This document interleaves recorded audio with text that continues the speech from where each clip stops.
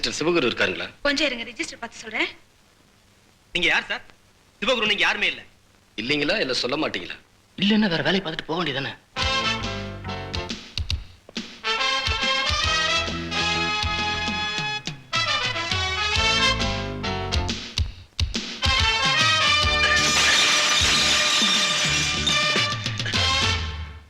இப்ப சொல்ல போறியா இல்லையா?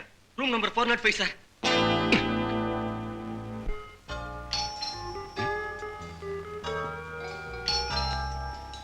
நேரம் கிட்ட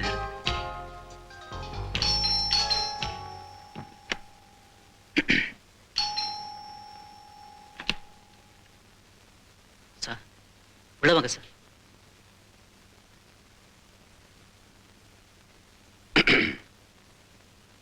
உட்காருங்க. பரவாயில்ல சார். உட்காருங்க. என்ன பார்த்த உடனே போதையெல்லாம் இறங்கி இருக்குமே.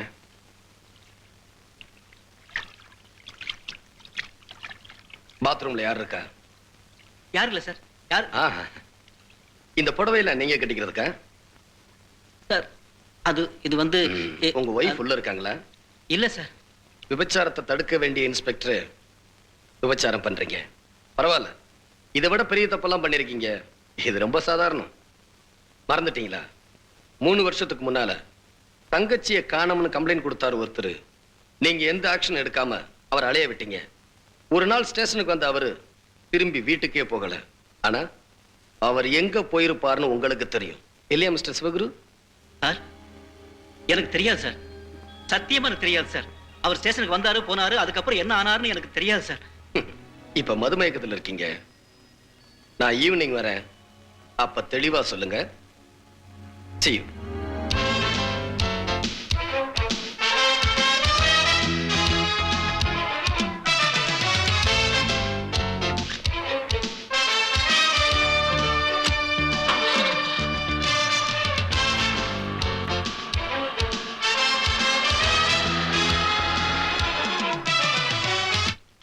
ஹலோ, நான் சிவகுரு தான் பேசுறேன் சார். அந்த ஆனஸ்டாஜன் தேடி வந்துட்டான். பழைய குப்பையெல்லாம் கிளற ஆரம்பிச்சான் சார். இல்ல நான் ஒண்ணும் சொல்ல சார். இத பாருங்க, அவனை நீங்க ஒரு வழி பண்ணல, உங்களுக்கு நல்லது இல்ல, எனக்கு நல்லது இல்ல.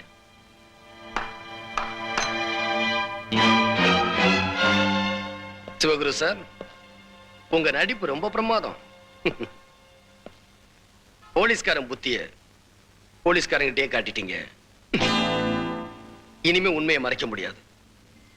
அந்த பொண்ணோட புருஷனை எங்க வச்சிருக்கீங்க? சொல்லியா? தர்மா தான் அவனை எடுத்துட்டு போனான். அதுக்கப்புறம் அவன் என்ன ஆனான்னு எனக்கு தெரியாது. தர்மாவுக்கு மினிஸ்டர் ஆர் சப்போர்ட் இருந்ததுனால மேற்கொண்டு என்னால எந்த நடவடிக்கையும் எடுக்க முடியல. அதனால அந்த கேஸை அப்படியே க்ளோஸ் பண்ணிட்டேன் சார்.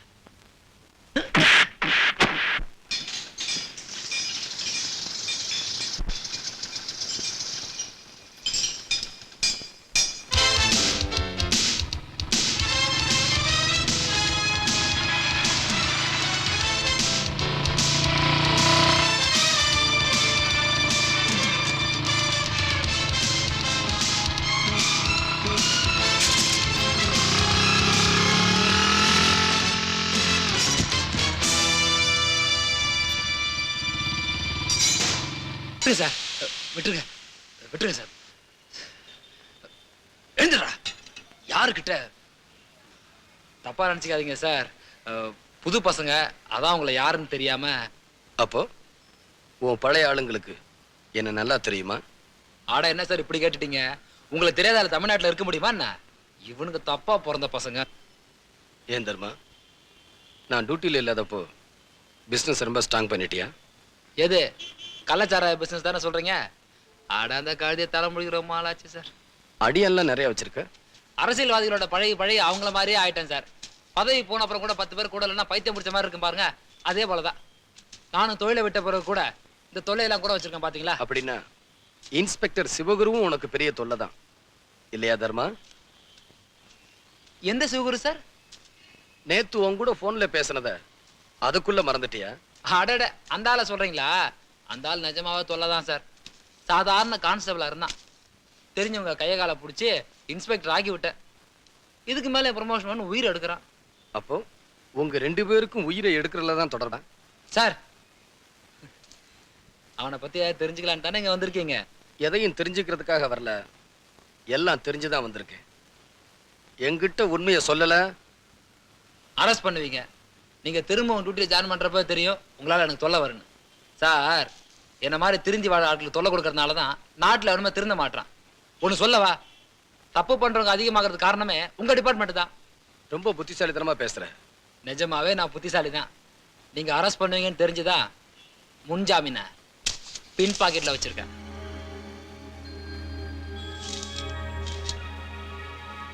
அவசரப்பட்டுட்டியே, முன் பாக்கெட்லயே வச்சுக்க.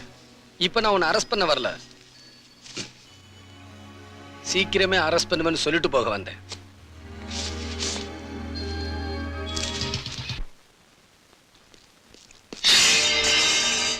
நான் தொட மாட்டேன், தொட்டா விட மாட்டேன். டேய், குடும்ப பொண்ணா இருக்கிற, கடைசி வரைக்கும் இப்படியே இருந்துக்கா. ஏய், உன் கூட வாழ பிடிக்காம புருஷ இன்னொருத்தி கூட ஓடிட்டான்னு கொடுத்த கம்ப்ளைண்ட வாபஸ் வாங்கடி. வாபஸ் வாங்கல, உன்னை உன் பையனை எல்லாரையும் காலி பண்ணிடுவேன். புறா.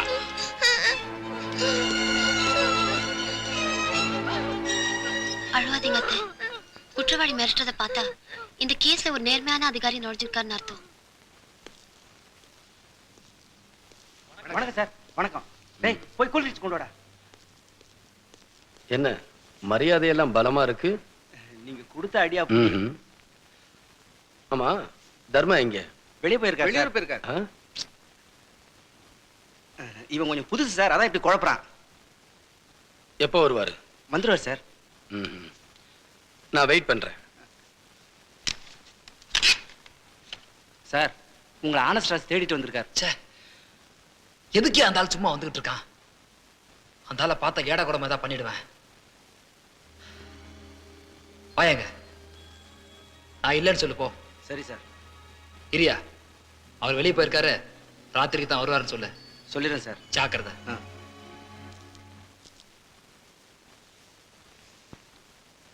சார், அவர் ராத்திரி தான் வருவார் சார். என்னையா இப்ப தெரியாதுன்னு சொன்ன? மறந்துட்டேன் சார். அப்படியா?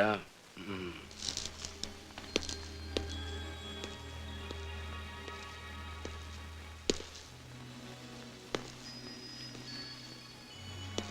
ரொம்ப நல்லா இருக்கே. இதெல்லாம் பர்மா தேக்கா? ஆமா சார், ஒரிஜினல் பர்மா தேக்கு. ம்ஹும்.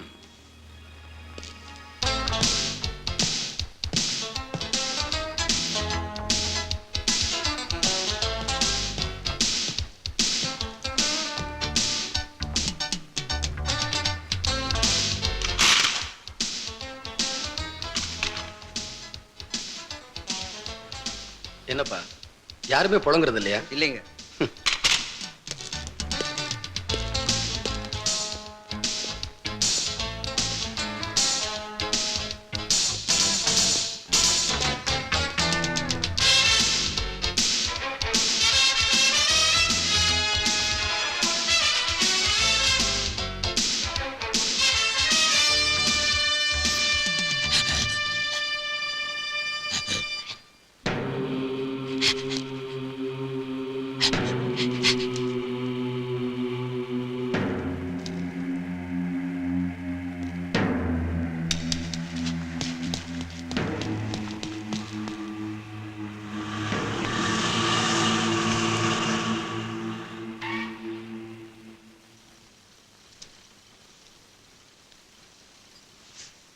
தர்மா வந்தா நான் வந்துட்டு போனதா சொல்லு.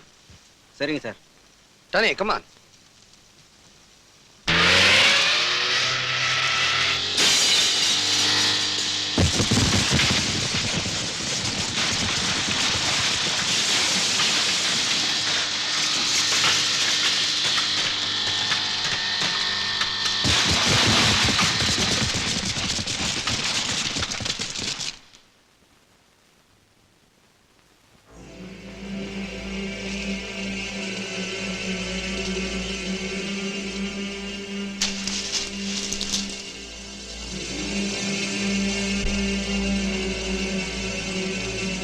Johnny, come on.